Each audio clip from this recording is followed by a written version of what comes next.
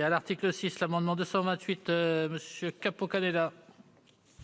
Merci Monsieur le Président, Monsieur le Ministre, mes chers collègues.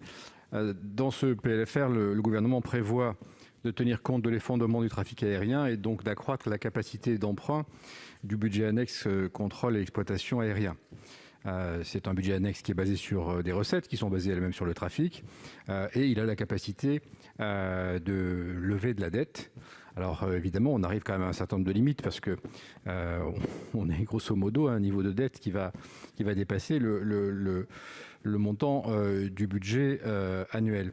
Vous avez, Monsieur le ministre, fait une prévision, semble-t-il, de trafic, puisque vous proposez, par rapport à ce qui avait été déjà mis en loi de finances initiale, de rajouter 200 millions de capacité d'endettement. Et il me semble qu'on est en dessous de la prévision, en réalité.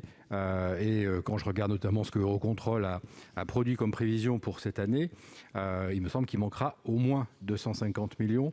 Donc je propose de majorer les crédits de 50 millions pour tenir compte de cette prévision.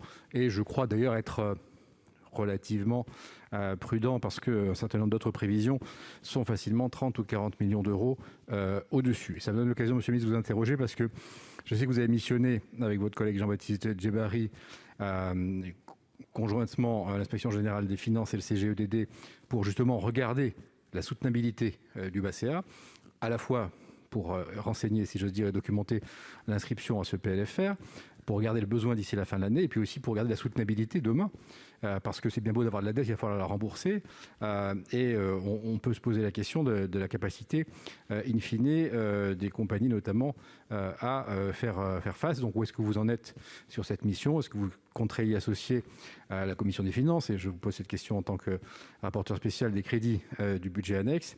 Deuxième point, il y a également, me semble-t-il, une mission qui a été lancée par vous-même et votre collègue des Transports, cette fois sur un sujet tout aussi circonscrit, qui est celui de la sûreté, du financement de la sûreté. Là aussi, baisse des recettes, et puis on sait bien que malheureusement, les dépenses de sûreté, elles ne sont pas autant à la baisse. Donc, moi, je m'interroge sur la stratégie parce que je pense qu'au bout d'un moment, il faudra non seulement regarder la soutenabilité, mais aussi s'interroger sur l'ensemble du système si le trafic ne revient pas.